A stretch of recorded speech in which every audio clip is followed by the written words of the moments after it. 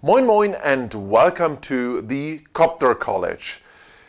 Today I show you the long expected new hexacopter from Yuneec, the Tornado H920. Yes, that's an hexacopter, and today I will show you the main features of the copter. I will show you the remote control, the charger, and everything you need to know about the H920. In the following videos I will show you then the assembly of the copter, the settings of the remote control and the settings of the copter, and for sure the first flight. But in this video I will give you an overview. There were some questions in the last weeks about the H920 because Yuneec presented this copter at the beginning of this year, and you may have seen some pictures of the H920, but this was not the final copter, so this is almost the final copter. The copter itself, the motors and the chassis and everything and the gimbal, that's final, but we will see some small adjustments in the firmware and in the software in the next few days and weeks till the copter is in the market and the first pilots will get the copter. So we are now not the testers, but we will check everything, we will fly with a copter, and I'm very interested to see how the results are of the H920. So coming to the main features of the H920. As I said before, it's an hexacopter and you have these arms, the foldable arms. You can remove the screw and so the arms will drop down, and so you can put it in a case. By the way, the copter comes in a real big, nice case. I can show you this case here. Here we are. That's the case in which the copters come. You get some wheels to put them under the copter so you can roll the copter, the whole stuff in this box. The only problem, if you want to transport the copter in this box, you have to reassemble the landing gear, because if you put the copter in the box like this, it's a little bit too high, and so you have to disassemble the landing gear arms, but these are only 4 screws and then you've got it, and you can put the copter back in the transportation box, and it's a real tough transportation box. So we have these foldable arms. As I said before, it's an hexacopter, and we have the carbon propellers. These are the carbon propellers. These are not foldable copters, as you have may seen in one of the first videos of the H920s. These are normal propellers. You have to put them here on the motor and do 2 screws in it. But I'm sure we will see some foldable propellers here for the H920, so it's a little bit easier to put the copter in the box if you can fold the propellers upside and put it in the box. We have the gimbal for the Panasonic GH4. So the GH4 is a system, a mirrorless camera with 16 megapixel sensor, and the good news, the GH4 has not only Full HD but also has 4K with a real high data rate of 200 megabit per second, so you get excellent quality with a GH4 in the video mode and also in the photo mode, because you have the 16 megapixel Micro Four Thirds sensor, which gives you excellent picture quality. On the camera we have the Olympus 12mm 2.0 lens. That's exactly the same combination you will find on the DJI Zenmuse GH4 gimbal. They also have the GH4 with a 12mm lens, so it's exactly the same combination you will find there on the S1000 or S900, depends which copter from DJI you have for the Zenmuse GH4 gimbal. But one point, and that's important for Germany, not so important for other countries, but that's very important for Germany. You're under the 5 kilogram mark, because this mark is in Germany the difference to get an overall possibility to fly, or you have to have a single how do you say, single, not limits, but single flight. You have to go to the office and to get single flight. So the difference is under 5 kilo, you get a general permit. That's the word I wanted to say, a general permit for like 1 or 2 years to fly a copter. And if you're over 5 kilo, you have to have a single permit for each flight. So that's the reason why it is very good for us in Germany that the copter is under 5 kilogram. So as I said before, GH4 with the Olympus 12mm 2.0 lens.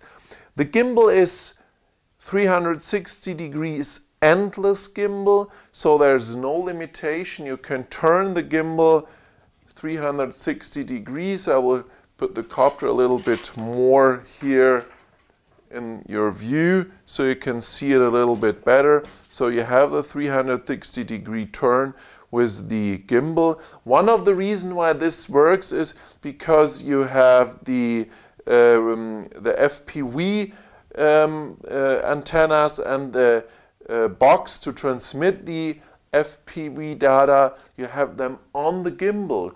So there's no need to transmit the HDMI signal to the copter or an AV signal to the copter. You just go from the GH4 with one cable to the transmitter here, and that's it.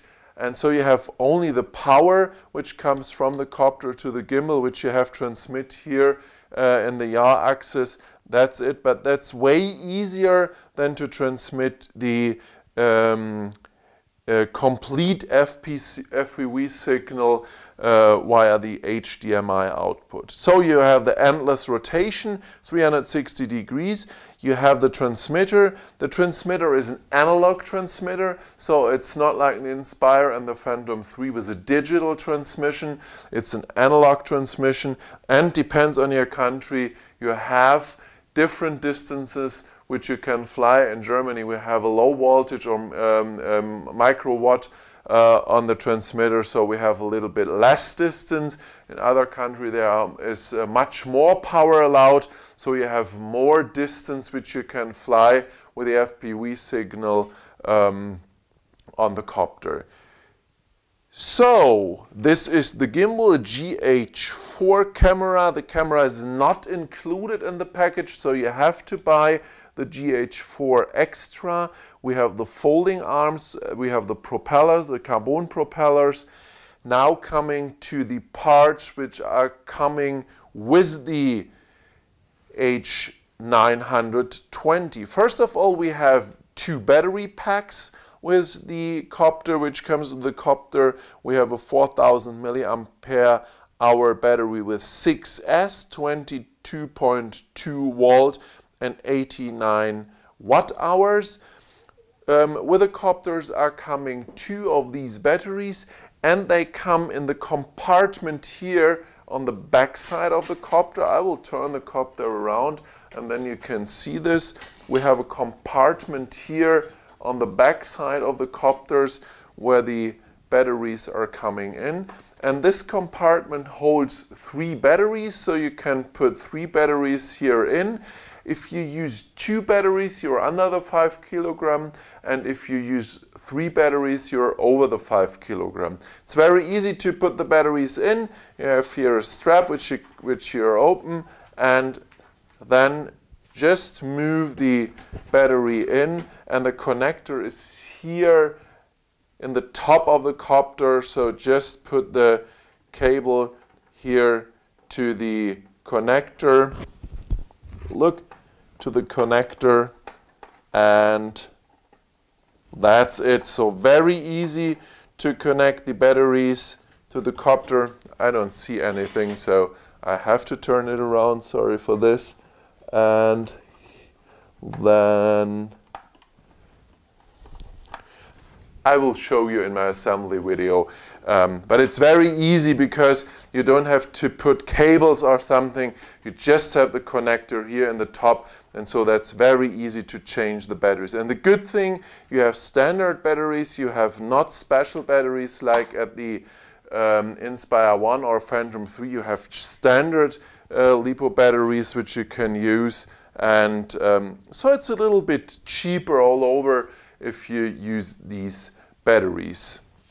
Then we have an information sheet which gives you the information about the LED light on the back side of the copter. And then very nice, we have a real nice big charger. That's the charger which comes with the H920. It's a real powerful charger. It comes with everything you need. It comes with 2 LiPo balancer cables. It comes with the 2 cables to charge the batteries. We have 2 connectors here in front of the box for the 2 batteries you can charge simultaneously.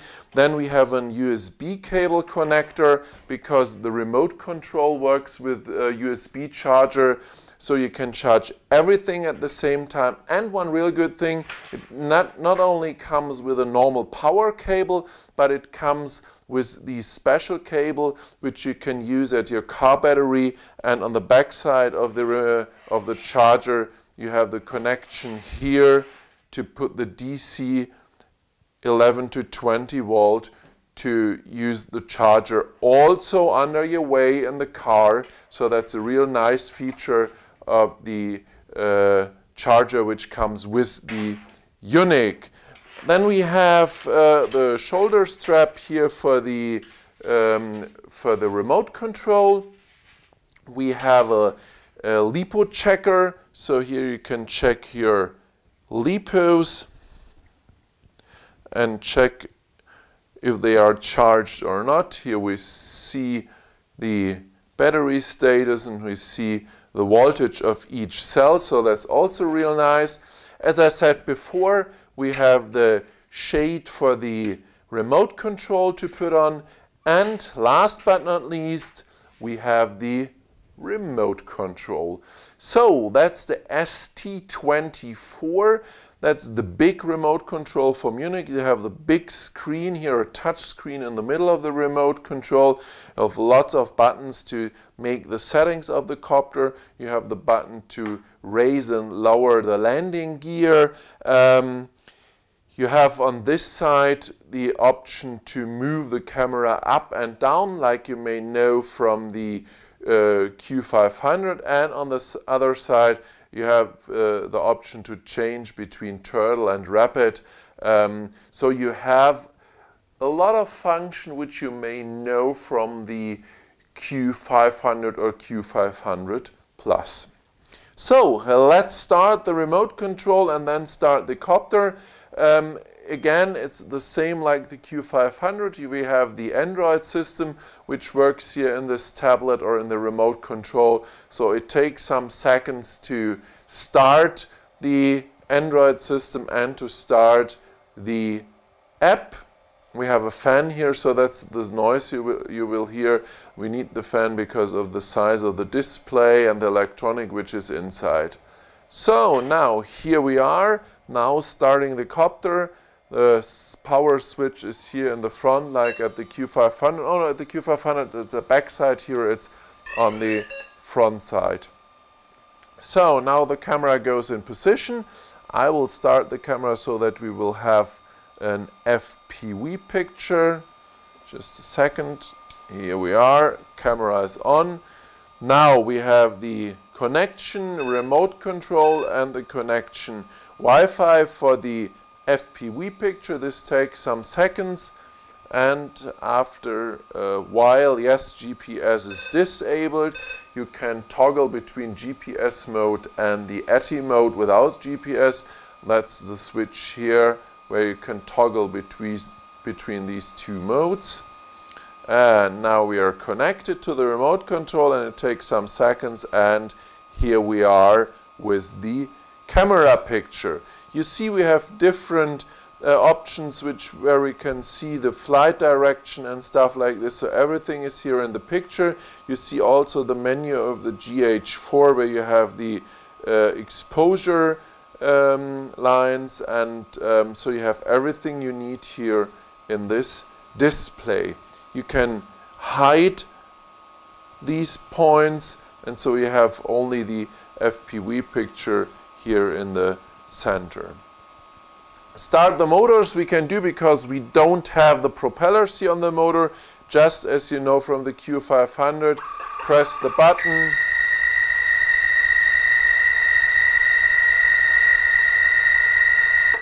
And again to stop the engines.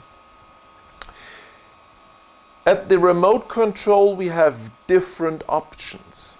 We have one option, and that's the one we have here. Here you can fly the copter and you have the FPV picture. You have both simultaneously. If you want to fly with two operators, one pilot, one cam operators, you can make these settings here on the remote control. So you have the option for only RC. So this is the option where you only fly the copter and nothing more. It's not a bug, but you have to connect it a second time. Now we are here. You have the H920 connection. You have the different options here to see how the copter is in the flight direction and stuff like this. So you see here everything. But here you don't have the FPV picture. So the other operator, the cam operator, then has to do the other option, FPV. And in this option, we have the model here. When we choose the model, we also can control the copter. But if we only want to see the picture, we go on the camera, on the right camera, and then we have only the camera, we only control the camera and nothing more. So we have both options, single operator, sorry, or two operators, one for the camera and one for the copter. If you want to move up the camera, I will put the copter a little bit closer to me so you can see this a little bit better. If you want to turn the camera, on the left side of the remote control there's the dial, and then you see I can put the camera up and downward. If you want to turn the camera around, just use this dial, and then you see I can turn the camera around. No, but I fixed it because this lever here has to go down, and then I can turn the camera. And very nice, I can give the camera a certain speed, though the camera turns with exactly the same speed all the time. Very smooth, gives you a very smooth picture, very nice picture. If you want to turn the camera back in the front position, so you want to know in which direction front position is, just move this lever up and then the camera turns back and goes back into the front position. Here you have the different gimbal modes, the FPV mode, free mode, and so you can set up here the different modes for the gimbal. As I said before, start the motors. Here we can move up and down the landing gear. If the copter is on the ground, nothing will happen. Only when the copter is in the air and the copter is flying, then you can raise and lower the landing gear to get a complete 360 degree view from the camera. Okay, so these are the main functions here. You know from the Q500, you have the satellites, you have the voltage, you have everything you need here in this display. If you want to take a picture, just press the button here. If you want to take a video, just press the button here and then you start a video. So the camera is completely connected and you can set video and you can make a photo. What you can do is you can't change the settings during the flight, the camera settings. You have to make the camera settings just before you start flying. Okay, one very nice feature, an interesting feature, on the back side of the remote control we have an HDMI output, and yes, we can put an external monitor here. I will show you. Here we have the external monitor, and if I put the external monitor to the HDMI output of the remote control, here we are.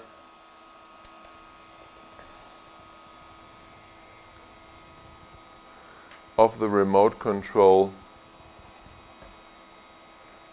you will see the picture from the remote control. So it's exactly the same picture which you have on the remote control.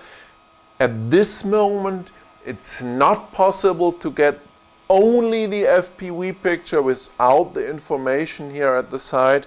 At this moment, you get the whole display which you have also on the remote control, so you can change the display view like only the FPV picture without the settings here or without the informations at the side. So that's not possible at this moment, but I'm quite sure that Yuneec will change this, so you can change between the FPV picture, the real FPV picture, and the picture where you have all the information, because that's important if you make real-time flights.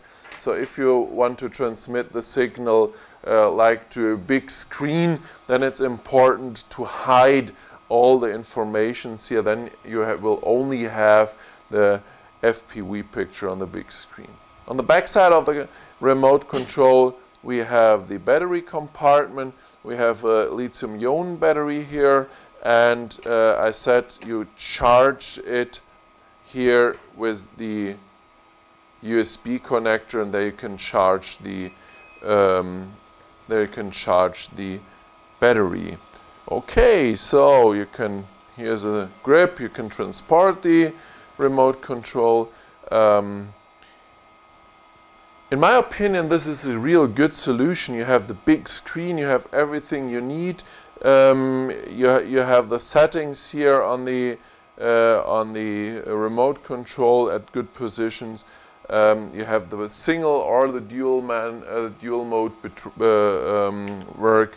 You can change between these. You have to have a second ST24 remote control.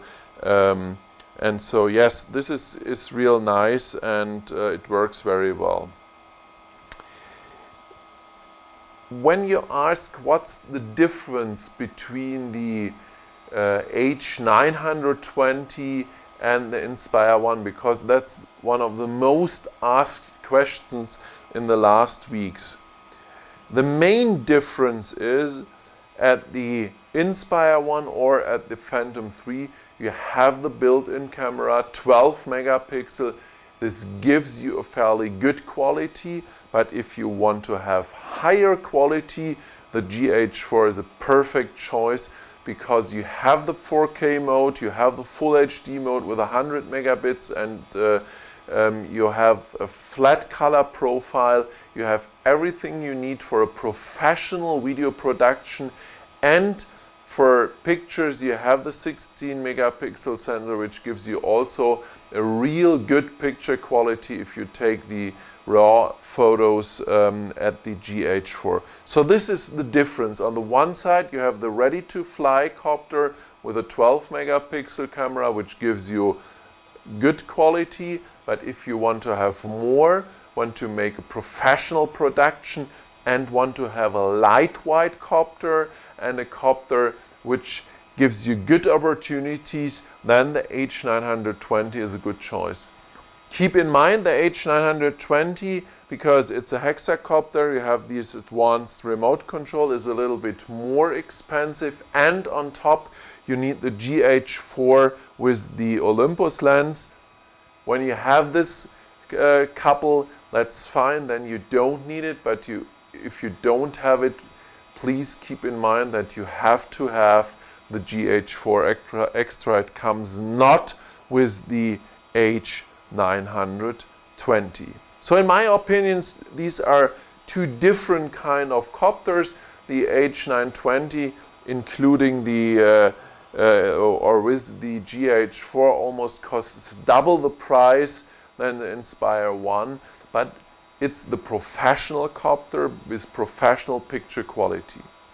In the next days I will see how this copter flies, and I will see how to work with the copter. I will see the distance, I will see how to work with this camera, how the gimbal works, if the gimbal is perfect, if the gimbal gives you smooth turns, and that's what I will check in the next days, and I will let you know if this works. I will show you videos of this, and so I will give you everything you need to decide by yourself which copter fits your needs better, the smaller Inspire or the big one, the H920. The Inspire has a little bit more advanced menu because you have the iOS or the Android menu, which gives you a little bit more options, but it's because the camera is in the copter, so you have the direct access to the camera, and that's the reason why you can change the settings of the camera. Here you have not an external camera, but not the camera of Yonex, so you don't have these options. Maybe there will come later on more. Maybe we will see a digital FPV transmission in future. We have lots more options here coming with the H920, but at this point we are here, and I think this is one of the most interesting copters for professional production I have seen in the last few months, because it's lightweight, it's had everything you need, it comes for a reasonable price, and so I think it's really good that we have a second company beside of DJI which comes into the market, and so I hope they will find their position in the market. But when I see the H920, I think, yes, this is a real good copter. Yeah, and I can't wait to fly this one and see my first videos, which I take with the GH4. I know the GH4 from the tests on Ralf's Fotobude. I tested the GH4, I think a year ago or so, and I'm very convinced that this is a real good camera for taking pictures, and especially, and that's one of the very important points, for taking videos. Okay, so that's it. We have the Yuneec Tornado H920 hexacopter with foldable arms, foldable landing gear, 3D gimbal, 360 degree 3D gimbal for the Panasonic GH4 16 megapixel micro four third camera with the Olympus 12mm f.20, the ST24 remote control with a built-in monitor. We have the charger, the battery charger. We have two standard batteries. We have everything you need, carbon propellers, and so that's the set. Comes in this nice big box. Yes, so that's everything you need to know for the first video, to give you a good overview of the new hexacopter from Yuneec. In the next days and weeks, I will produce more videos. I will produce a video of the assembly of the H920. I will show you how to set the remote control, how to set up the copter, and for sure I will show you how to make the first flight. That's it for today. If you like my video, please give me a like, subscribe to my channel. Yes, and as always I say bye and moin moin.